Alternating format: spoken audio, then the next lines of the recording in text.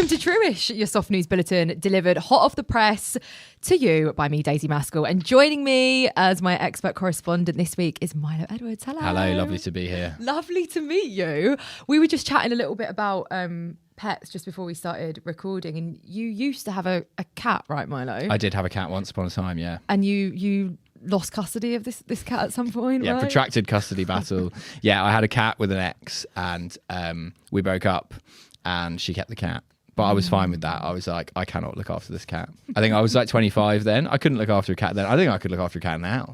I barely look after myself. So it was for the best. I've always been really interested, about the sort of the settlement and the divorce around pets when you do separate. Because I feel like it is such a thing for people in their 20s. When I moved out of my parents' house and moved in with my boyfriend for the first time, the first thing we did was get a cat. And I don't think I ever thought about, thankfully we are still together, but I don't think I was I going to say, what an escalation to immediately get a cat. Yeah, is that quite, it's like, do you feel like we skipped a few steps, or is that? Yeah, I mean, possibly, yeah. At what point Moving in your and then relationship immediately getting the cat. Did you get the cat? We got the cat. We'd been living together for like a little while. Okay. And then it was more like she really wanted a cat. And I resisted it for as long as possible because I was like, this feels like an escalation. And then in the end, I was like, you know what? I'll just let her get the cat. And then if we break up, she'll keep the cat. And you know what? That's exactly what happened. So. And did you say she changed the name of the cat? She did change the name of the cat when we broke up, yeah. Do you know what the name of the cat is now? I believe she changed the name of the cat to Vinny. And what was it before? The cat was called Jason Statham, which I thought was much funnier. Did you choose the name? Well, we agreed on the name. I thought that was a funny name for a cat. Although you've got a bald cat, so it would be a better name for your cat. I do. My cat's called Ghost, so I kind of get the which I think was inspired. It was my boyfriend's suggestion. Big Patrick Swayze fans. I think it was by what's the Power? Is there someone called Ghost in Power, I think? I don't know what Power is. Oh, it's like... You're just saying abstract nouns. Ghost, Power. It's like, are these the Power Rangers? I'm confused. Maybe if we broke up and I took custody, maybe I would change the name because it would maybe remind me of him. But maybe you could call it like Ross Kemp or something. Yeah, that could work. Do I look like someone that is a big Ross Kemp fan? No, I'm just thinking like, what? You've got to be someone bald, you know. Yeah. Greg Wallace. I mean, he's, true. You know. Oh, that might be a bit, Maybe he'd work as a cat. My cancelled cat. Yeah. Whoa. See what I love? Cat food. Whoa, lovely.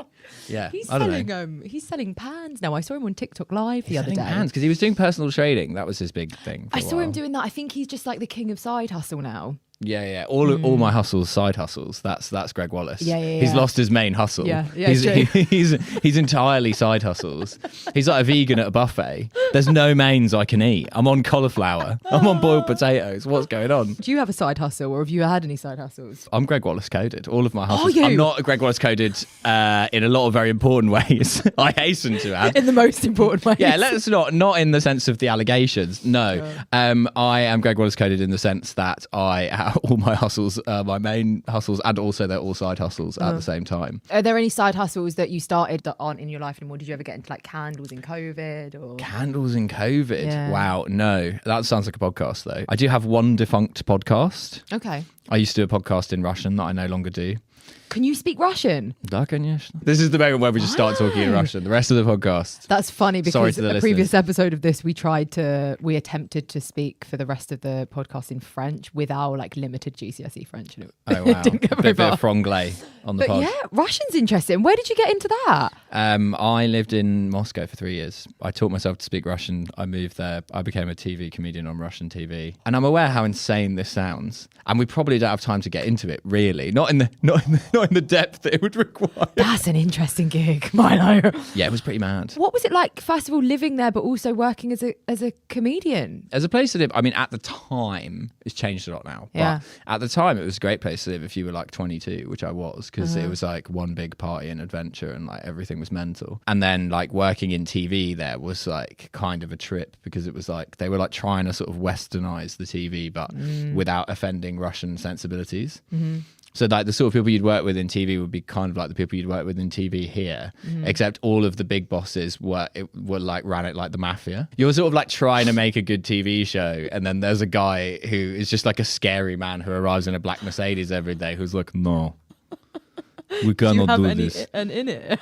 Do you have in it? Not because I only did comedy, Oh, okay, so fine. I was just doing stand up. But then they would vet. You would have a script, and then it would get approved all the way up the chain. Yeah. Which would be funny because on rare occasions something would like not go down well, and then they would try and pin it on you, and I'd be like, "But this was a vetted script. Like you all approved this." So what brought you back to the UK? I was just like, "This is mental. Gotta leave. This country's not going in the right direction." And I tell you what, vindicated by history on that one. I was like, "This is looking a bit scrappy over here." Yeah, you've got good instincts, don't you, Milo? Yeah. I'm like a rat. I'm straight off that sinking ship. Oh yeah, don't like sinking on a ship. Actually, I'm gonna get out of here. I reckon rats have got the right idea. They do. Yeah, they do. They're controlling the French and they're escaping sinking ships. What more do you want from an animal? What a fascinating life you've led. Wow. Milo, I mean, I'm fascinated to now know what is on your docket this week. What have you got for me? So I've actually got an appropriate story given what we were just discussing. Okay. Last night I found a video online of there's been like a huge snowfall in Kamchatka, which is in like far eastern Russia. And then there were just guys like jumping out of 5th story windows into it to prove how deep the snow is. Jesus. Just like belly flopping out of your apartment into like a 10-foot snowdrift. Jesus. And I'm like, you know what? This is the most Russian shit ever, because it's like anyone can be like, wow, look at that huge pile of snow. How magical. But it takes a Russian to go, I could jump off the roof of my apartment building into that and probably survive. And probably is doing so much heavy lifting there. I reckon it will be fine. And if I die, my life sucks anyway. It actually doesn't matter. The probably doesn't ever matter in a Russian sentence. Right? Oh, yeah. They're just, they're so hardcore. Did you find that you became more hardcore or hardened when you were out there? I started off more inured to how crazy it was, and then over time, because I think I just got older, I realized actually how dangerous it was. Because I was like, when I was 22 and then all this crazy shit's going on, I was kind of like, nothing bad can happen to me. I'm 22. And then by the time I left, I was like, oh, actually, there were some moments there where I nearly went to prison.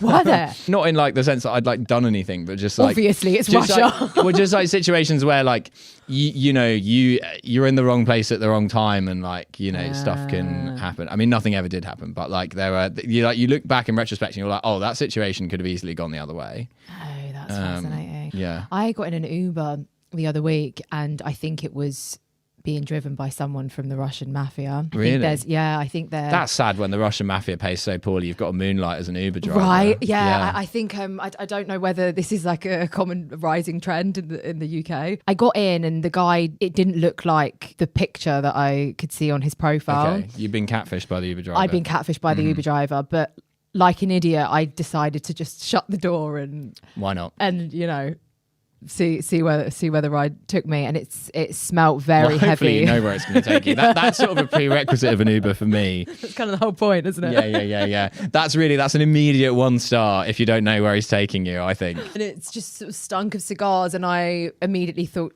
shit, I'm gonna die. So I just started to make small talk and ask how his day was, and well, no, he asked how my day was actually, which I thought, okay, might be Russian Mafia, but he's very polite. So I said, yeah, great. And I was making small talk and I said, well, how was your day? And he said, my cousin's just been shot. And I thought, oh God, this is really adding to the story. But then it came out that I think he was half Russian, half Turkish. Now, well, there's a combination of what a Mafia meeting of minds. Know, that is perfect. Right. In which case I just decided to reel off a load of Turkish dishes that I knew and that I liked, to hope that he would take pity on me and think that I was one of his own. I'm not Turkish. A man says I'm Turkish. You're just like sutsuk.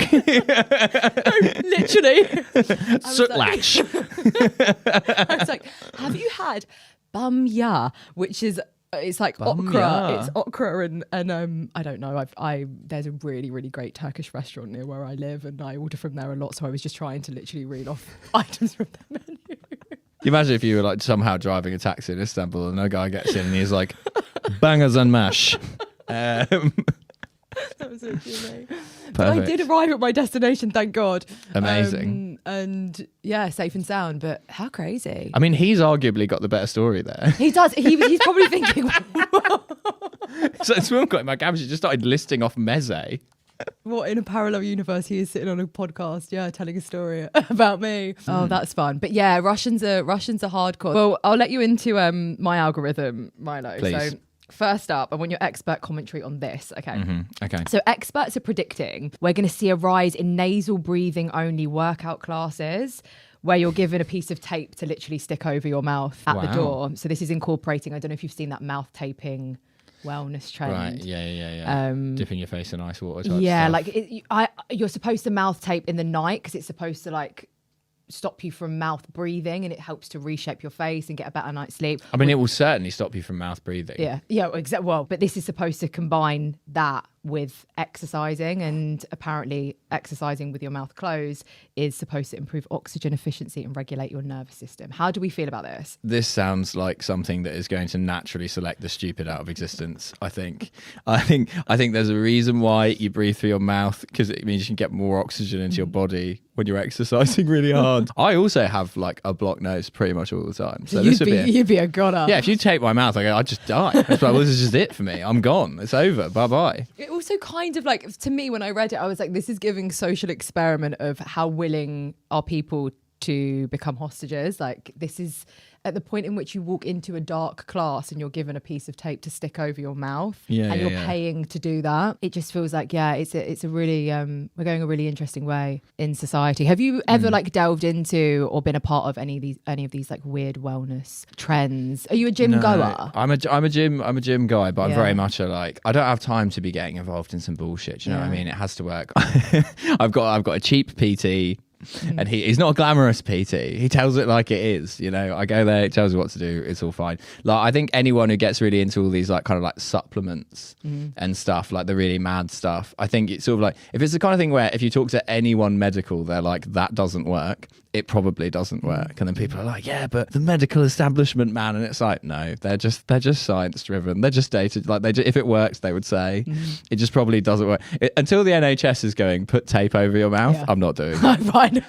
It's like people who like, you know, people do things like they'll eat collagen because they're like, oh, you need collagen. And it's like, you can't just, it's like saying, well, I want to get in shape, so I'm going to cook and eat Joe Wicks. It's like, that's not how it works. There is this weird thing at the moment where it's like, there is this disconnect between just because you're eating something, it doesn't mean that it's going to work or it's going to have any sort of emphasis or relevance to the situation you are trying to rectify. I get that. The collagen thing's big at the moment. Is there any strange encounters that you've had in your gym, or is everyone like you? They're just like hardcore getting in, doing the workout? Well, my local gym that I go to the gym by my office is like, it's very much a like head down. Okay. There's some odd stuff going on in there. There's for a gym as cheap as it has a sauna, which is bizarre. I think there's something strange going on with the sauna. I don't always get involved in the sauna, but sometimes people try and talk to you in the sauna, and I'm like, no, that's not what this is. Yeah. Anyway, but there's another gym I go to have the PT, which is like it's quite a well-known sort of like bodybuilder gym, and there's just a lot of guys on a lot of steroids in there. Really? And occasionally you'll see someone who like, you can tell it's like their first time ever in the gym and they've wandered in, like people are really out of shape, whatever, which I support. Like if you're out of shape, go to the gym, great, excellent. But I'm like, but why have you chosen this gym? I've been going to the gym my entire adult life and I feel uncomfortable in this gym. Why have you, as someone who's never been to the gym before, picked this one where I'm like, these guys are fucking nuts? Like, that's really intense. You know what? I don't go to the gym very often at all. I guess it's maybe more of a guy thing. Like I don't know much about steroids. I don't know if I'd be able to identify like someone that was on steroids. Is it blind? As soon as you're surrounded by these guys constantly, is it blindingly obvious? I saw a comedian do an amazing bit once where he was like, I've got an easy way that you can tell if someone's on steroids. Okay, give me the tips. He was like, okay, here's the rule. If you look at someone and you think they're on steroids, they're on steroids. Okay. And to be honest, it does work. It's like, if you look at someone and you're in any doubt as to whether they're on steroids, they're probably on steroids. Okay. Yeah, it's also really funny because like in the gym, they have like constant ads for both like cheap mixed grills and hair loss replacement surgery clinics. They know their clientele. Because if you're balding, steroids will speed up the process big time. Yeah. Okay. If you want to go full Greg Wallace, there's nothing better than steroids. They'll make you angry, bald, and very muscly. God, he's going to start selling. Yeah, I'm surprised he's not got those on his inventory to sell on TikTok. Yeah. I mean, he'd fit right in at the Toby Carvery. I mean, the amount of protein you could get. Oh, wait, it was Harvester that he used to go to. Oh, yeah. Yeah.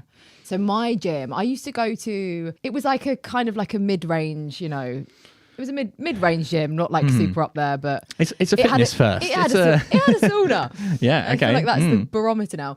But there was a woman, and it was so strange. I'm one of those people that I'm very routine. Like, I'd be really easy to stalk and kill. Right. Okay. I do the Which is a same- great thing to put out on a public forum. Yeah. If any listeners are looking to stalk and maybe kill Daisy, just know that it would be easy. Which is a really great pick. As you can tell by the Uber story, I don't really have great social awareness. I would go to the gym at the same time, of course, every single day.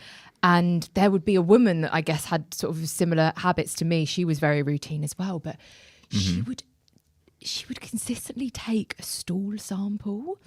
So Excuse me. It was sorry. I've just kind of Her just jumped and landed into it. But she every morning, Well, hopefully not the stool sample. she would do a stool sample, and we'd end up getting changed in the bathrooms together. And she'd just sort of plop this pot by the side of the sink and sort of wash her face and get her little cosy on and get ready to. Were you going to the gym with Gillian McKee? This is what I would love to have this discussion with you, because it was kind of one of those things that used to happen to me so often. You know, like when something kind of traumatic happens that you don't really ever speak about it with anyone else because you don't really know, especially at that time in the morning, whether it was real. But I also didn't really want to get into the weeds of why she was doing it and why she felt comfortable enough to do it clearly in front of me. But why would someone be taking a stool sample so often? Have you ever done a stool sample? Yeah, I feel like once maybe for the doctor. And what was Cleanville Vale. what was like? I've never done one personally. So what is the? Yeah, you handing in your stool sample and the doctor's like, well, I can see you've had tabbouleh, baba ganoush. So like, why? Just someone that has done it. I don't want to go into your medical history, Milo, but what was the reason? And can you figure out a reason as to why she would be doing this so often? She's got to be into some health sicko shit, thing, surely. yeah. Either that or she's like really seriously unwell. But I don't think even if you were like really unwell, you'd have to do one every day. So she must be doing some like mad fucking like Cleanse or something. or those crazy things where they're like claiming they can tell about your whole body, about your poo or whatever. Yeah. The people who are like getting too into their gut biome. Yeah. I think the gut biome is like, that's kind of real science, but like some people they're taking it too seriously. That's like a part of the picture. I've always wanted to do one of those parasite cleanses. Have you ever done one of those, or have you seen them? Excuse me? Have you not seen these? Parasite cleanse. Yeah, you drink like a ton of chia. I think it's like chia seeds. You sort of mix them with water and they turn very frog spawny. And then apparently if you drink the whole thing, if you've got a parasite in you, and apparently we all have a parasite in us at one point in our life, it will flush it out. And I've always wanted to do one of those. Apparently you feel great after, but the idea of seeing this big worm coming out of me, I think I'd just die. There's a lot of men at home who long to see a big worm coming out of them. Oh, I don't think that's real. I think if you had a parasite, you'd know about it, because I think you'd be quite unwell. Jesus. And I think, again, it's something that the doctor would treat by giving you a medication. I don't think people have just got parasites that they don't know about. Or maybe like a small number of people have, but I know. I don't think so. No, I'm quite fine with that sort of thing. I had a girl. Unless you're living in a super wealthy Korean household. Yeah. And you need to drink a load of chia seeds in order to flush out the little man who lives in your lower intestine. I'm happy to have a resident parasite, because the idea of evicting him. He's like the house band. Yeah, he is. Yeah, he's a house band. He's in there. He's part of the furniture. Yeah, he's part of the balance. Yeah, you know? no, it's true. There was a girl, actually. I think this is where my fear really comes from, of stool samples and of parasites. I never forget, show and tell at school, she revealed that her and her family currently had worms. And she was doing the tell part. Thank God it wasn't the show part. Yeah, Christ. Just turning around and exposing your ass. Yeah. Did you used to do show and tell? No, we didn't. But what I did discover recently, though, is this thing about people having worms. Like, someone I know, like her nephews both had worms, and they'd like given it to like the whole family. So her aunt and uncle also had worms, and I'm like, sorry, what? And she's like, oh yeah, like everyone at primary school is getting worms. I'm like, no. When I was at primary school, no one had worms. I didn't get worms. No one I knew had worms. Yeah. I certainly didn't give worms to my parents. Like, what's going on? This is like stuff that happens to dogs. What do you mean they're getting worms? Yeah. I maybe I'm just on a side of TikTok that you're not on, Milo, clearly, because worm talk. All of mine is worms and parasites. Have you ever had like a weird medical issue, or What is this podcast? Rash or symptom.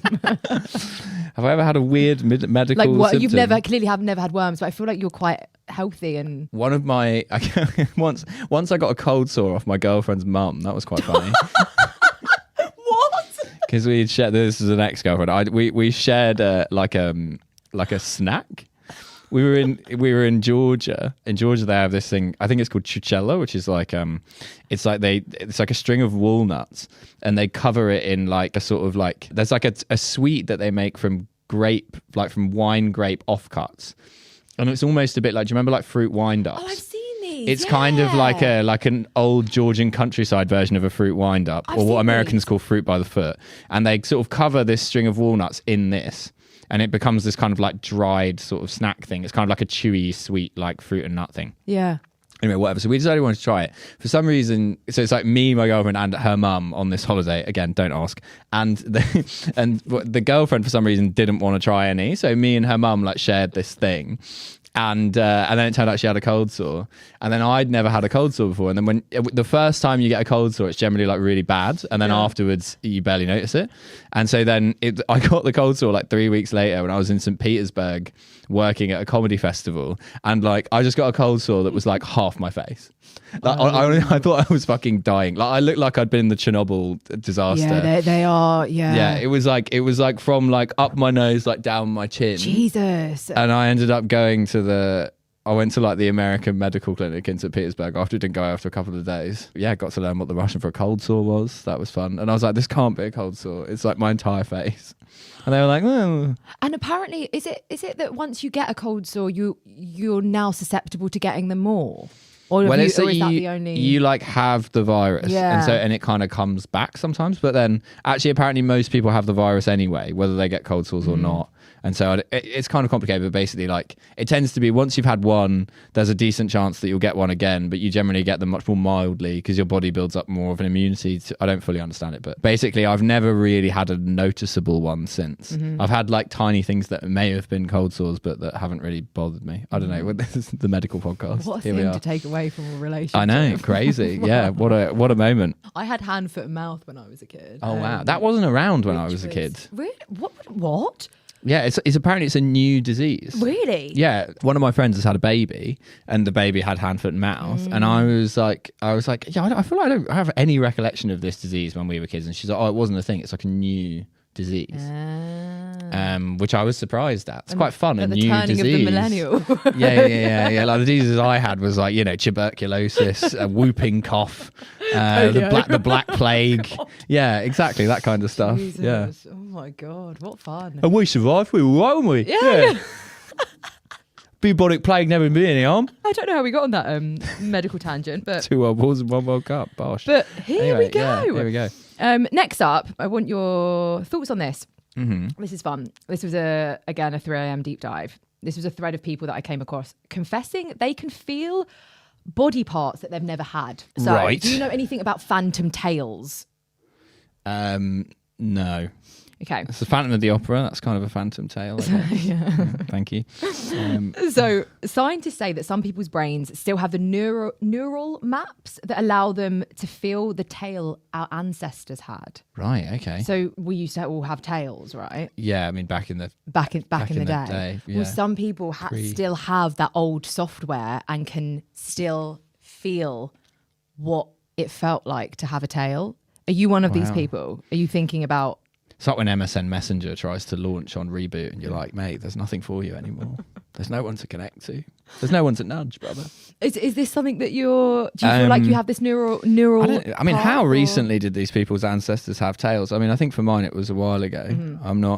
I would describe myself as skeptical of this. I know about phantom limbs, like when people have lost a limb. Yeah. Like, because, obviously they have it's all the software and the hardware is still there for the nerve endings, whatever. But like, I'm like, are you going to feel it? Because I feel like it's not like at some point in history the tail was cut off. It's like the tail has shrunk over time to be now just like a nub on the base of the spine. So it's like saying a man with a micro penis can feel the end of a 10-inch cock that one of his ancestors had. It doesn't really make conceptual sense. I don't know why we're getting really into the reeds of like philosophy. Yeah, philosophy and biology as well. yeah. I don't buy it. That's my You're not position buying on it. this. Okay, yeah. you think they're all attention seekers with micro penises? That would be great, actually. What if a guy with a micro penis argued that it was like an evolutionary adjustment, like we don't need big cocks anymore, and actually, I'm the sensible. I'm forward looking. Yeah, I feel like those are the worst types of people. The people that go take things back to evolution. Yeah. When we get to that point in the argument, I need to scroll or I need to leave. Did you see the news about that some scientists claimed they'd figured out via genome sequencing that Hitler had a micro penis? Yeah, I saw the whole documentary. Oh really? Oh Yeah, wow, you're you've gotta more get- into this news than me. You've got to get on the doc. Okay. I think it's Channel 4. Amazing, great stuff. Yeah. They found Dan and Jon Snow look deep dive, or not a very deep dive as it may turn out. It was actually really fascinating. So they found, I think, in a museum somewhere, a patch of the sofa that Hitler. Found his cock. No one had ever thought to measure it before. Yeah, what an artifact. Yeah, it was cold in that museum. I'll have you know. They found a patch of the sofa that he shot. I think he shot himself, didn't he? Yeah. that he Couldn't sh- even be bothered to get off the sofa to that he shoot sh- himself. I mean, know. typical. Yeah. Well, they found a patch of the blood on the sofa that he shot himself on. And it was really fascinating. In this doc, they managed to extract his DNA, and that's how they found out that apparently he had a micro penis. Yeah. Well, I was fascinated by this because I'm like, number one, imagine being the scientist who's like, they're like, oh, what are you working on at the moment? Oh, you're doing cancer. Oh, I'm on the Hitler penis thing. Yeah. It's going to be pretty big news, actually. Dan Snow is interested, so you will be hearing more from this little project of mine. And secondly, like, what are you meant to do with that information? You're meant to be like, oh, I've gone right off Hitler. You know what? I liked him, but now I found out he's got a small wang. Now I'm like, well, typical. Swipe. Yeah. I mean, it's another bad week for the micro penis community, isn't Yeah, it? right. I mean, it's never a good week. Yeah, and another bad week for Hitler as well. Yeah, another bad week for Hitler. Yeah, I mean, well, I guess probably not worse than the week where he shot himself. Yeah, true. But that's probably, check in your mates. You know what I mean? Like, a lot of men are struggling with mental health. But yeah, I mean, yeah, it's never good news for the micro penis guys. And it was sometimes good news for Hitler. They're actually doing worse. Yeah. It's never like there's a cure. Yeah. Whenever there's micro penis news, it's always Hitler had a micro penis. It's never like, guys, we've solved it. Jesus. It's never women announce they love a micro penis. That community, they don't have much luck, do they? Tails, you can't feel your tail and you're not into them. No. And I'm not going to lie, in terms of how I feel about the fact that we used to have tails, I'm kind of into it. Like You're into tails. I could envision a world in like 2026 where we all had a tail, and I think we'd kind of be better off for Are it. you thinking sort of prehensile? Are you like hanging from tree branches with the tail? Yeah, like think about all the things you could do with it. You could have, there would be tail etiquette. You could hold your coffee while you're going through the tube barriers. Yeah, you could. Yeah, exactly. That would be good. You could shake tail hounds. That could be fun. That would happened to be- me. I was actually coming to the studio the other day for a different podcast, and on the way here, I was drinking a Coke and eating 20 nuggets out of a McDonald's box, and a woman recognised me from Instagram. Oh, really? And came over and very Americanly introduced herself to me and was very nice. Yeah. But I was just like, she was like, "Are you the comedian?" And I was like, "Obviously, I'm the comedian. I'm running, drinking a Coke, and eating nuggets at the same time. Who else could be in such a humiliating situation?" It was also raining, and in the end, I just had to like shake her hand, but like with the pinky. So maybe a tail would have saved us in that scenario. Milo, well, you've been a joy and a pleasure. I feel like we got through Thank you. quite a bit on. I feel like we've done our whole episode, and I'm not sure what we were actually supposed to talk about. But you know what, Milo? That's exactly the point. Like you've Okay, actually nailed. You've nailed the Yeah. brief. Beautiful. It's We spent in- half the episode talking about Hitler's micro Yeah, penis. it's in the title. What have you got coming up? Tell me, what are you doing for the rest of the year? I'm going to be on tour in Australia. Fun. So if you've got any listeners in Australia, I'm doing shows in Perth, Melbourne, Sydney, Canberra, and Brisbane. And I'm maybe going to be doing some shows in Thailand after that. Okay. That's not confirmed. Have you but been probably. to either Australia or Thailand before? Australia many times? Really? Thailand not ever. So we're going to see what that's like. Australia's great. Would recommend. And yeah, I have a bunch of podcasts. Glue Factory, which is a podcast which has even less of a format than this one, if you can imagine. It's very silly. And another podcast called Masters of Our Domain, which is kind of a very stupid podcast about history.